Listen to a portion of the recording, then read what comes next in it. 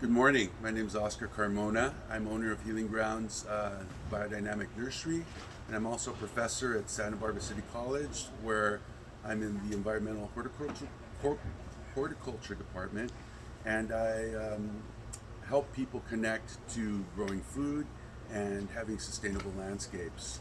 Um, I'm out here in front of the Isla Vista Food Co-op, which is located in beautiful Isla Vista, California. It's the community that serves the University of California at Santa Barbara. And the Isla Vista Food Co-op is an organization that has been around for a good 40 years. And I'm proud to say that I've been a member for a large part of that time. And I've teamed up with the co-op to help connect people to growing food and further appreciating the ability to access food as locally as possible. And the food system, as many of you may be aware, is a system by which food is grown and then distributed to the consumer, and then food waste ideally will could be recycled and returned back to the land so that it can be used to support the growing production into the future. The We know about the world, the global economy, which has a lot of intervening sections between production, consumption, and recycling. The most equitable and direct way, and the healthiest way to access food, is where the production and the consumption happens directly. In other words, the consumer is the producer. And that means growing a garden, but it's not necessarily the type of garden that uh, one would think. It can also be a container garden in a patio, on a balcony, in a courtyard, on a cement driveway, for example. Places where we typically do not consider having a garden environment. Um, and I think fundamentally, to understand how this can occur, we need to understand a little bit more about plants and how they work, so that we can be able to match the appropriate environment to the garden situation and what you want to grow. We all know, and this is a very, very basic picture of a plant, but you have the roots, the stem, the leaf, the flower, and the seed, which is emerging from the fruit in many cases of the plant. And each of these parts has a very important part to play in the overall health of the plant. And it's important to make the connection between the environment around this plant and its ability to grow well. And so, in all my years of teaching, I have really boiled that important piece of information down to what I call five key factors that effectively that affect healthy plant growth. The first thing to consider is the temperature range. I'm standing here in front of the Ivy Co-op in the middle of December. We're so fortunate in Southern California to be able to enjoy year-round growing opportunities, and that's because the temperature range is favorable. Where right now it's in the morning, and it's about, I would say, in the mid to upper 50s, and there are low. So when I say range, I mean the high and the low.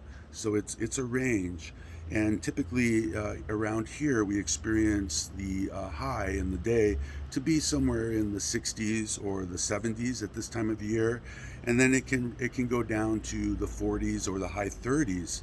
But we enjoy what we call a relatively frost-free zone, and our microclimate, or our climate defined by the that's defined by the temperature range, is what we call a subtropical or Mediterranean climate. Those of you that may be watching this video from some other part of the world will have relative uh, climate considerations based on your temperature range where you live. The next thing is the sunshade factor.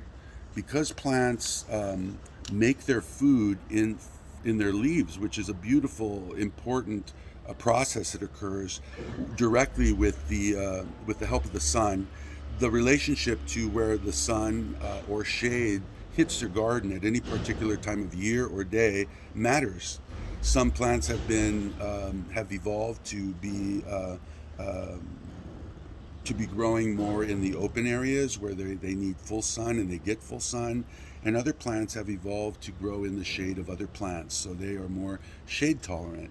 So we need to understand this concept relative to the plants that we want to plant.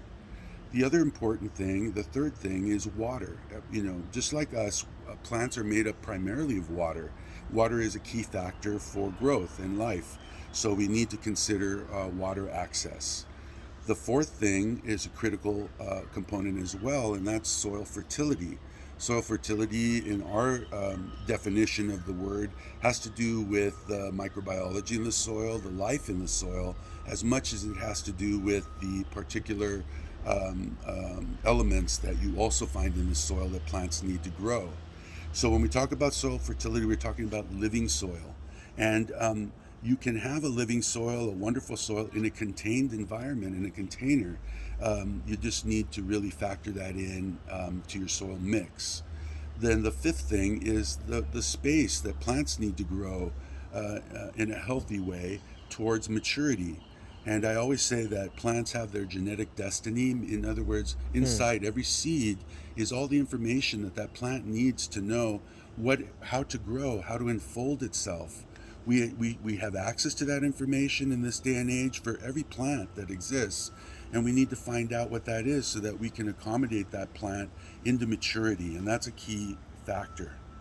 Now, the important thing is that to then take these five factors and apply them to your space. Once you know that these are the five important factors, you can look at a balcony, for example, or a patio, and start to observe the environmental conditions there relative to these 5 points that affect healthy plant growth. And that will help you determine what you can grow there. So I have this triangle that I've formulated. I call it the three P's. It's people, plant, and place. And our garden is in the middle here, and we need to connect these three things towards a goal of creating a healthy, vital garden that will supply our needs, and that could be directly related to nutrition, food, and also for peace of mind, relaxation, maybe a place to commune with nature in a way, in an apartment or in a place where you wouldn't think that you could. So when we talk about people, we talk about what goals do we have as caretakers of this space for an environment, a growing environment, to allow us to plant the right things that are going to fulfill our needs. We need to be able to match the plant based on our five points of growing factors, to the place, which is the third element. The place where you live, where I live, where this co-op exists. And I'm going to show you in just a second how to take those five factors and apply them to a place, this place, for example. So let's just pan out, and I'd like to show this wonderful garden space that we've created. Yes, it's a garden. It's a container garden. And this is intended for the purpose of showing the co-op members what can be grown in a small space, just like this. This is no more than 1 foot by 3 feet. There's 6 garden beds here, and you can see quite a bit of growing material. Everything here is edible, even the flowers, which is a wonderful addition, and a very surprising addition to an edible garden that most people don't get. Is that flowers are edible, and they're a wonderful addition to salads and other foods that we create. We can grow leafy greens, we can grow herbs. Now, the thing that makes this garden successful is that we've successfully been able to calculate these 5 conditions for growth. If we look at this situation here in the co-op, at parking lot, we have cement, here. Our orientation as we look towards the mountains is to the north. It's very important to get your orientation. As we look to the building of the co-op itself, that's looking towards the south.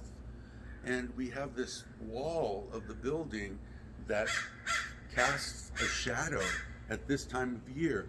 I'm standing in complete shadow. This will probably be in shadow all day, although it's not deep shade. We're at the fringe, at the edge. So we're getting diffused light here. And that allows these sorts of plants to grow well. These are plants that can tolerate a bit of shade and also some sun. During the summer months, we're in complete sun because the sun is directly overhead. So we need to not only observe in any particular moment what those conditions will provide, but we need to consider that these are changing, right? Every day is a different day. As we move through the course of the summer, through the winter and into the spring, the sun will rise a little higher in the sky, it'll warm up, things will change a little bit, so our plantings will change with the seasons.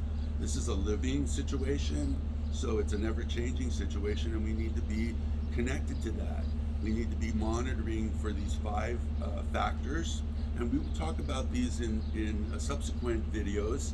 And I hope those of you that are watching give some feedback to the co-op about the value of this video for you and for your friends, anybody who's interested in growing food. Now more than ever, we need to empower ourselves with the ability to grow food. It's the safest, most equitable way to ensure that we are eating well and having access to the best food possible. As I said, this is a project that any student, any person, regardless of how little or how much resources you have at your disposal, can have access to. This is the most equitable way to grow food. You can literally access seeds through seed banks. You can access compost through recycling. You can access containers through recycling, or you can purchase them if that's available. And you can start to grow some of the best food around. And you cannot beat the connection to being able to pick something and then immediately eat it. That is the ultimate way to access healthy, nutritious food. And so it's totally equitable, and it's a very empowering opportunity for us to know that information. I just want to encourage you to think about the potential for each of you, whoever are watching this video, to recognize your opportunity here to be able to nourish and to feed yourself. If anybody is interested in contacting me, again, my name is Oscar Carmona. I'm going to give you my email address, which is it's ocarmona@pipeline.sbcc.edu.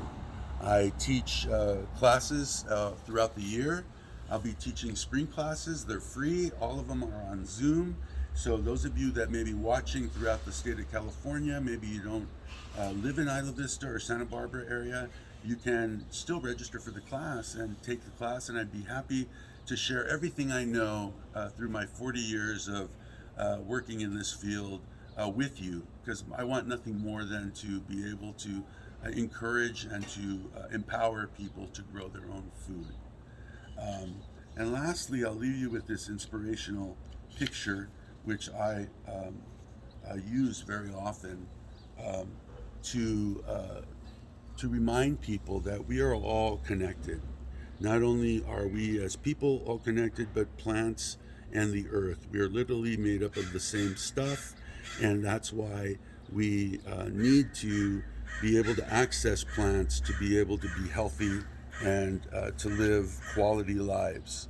So with that, be well, be inspired.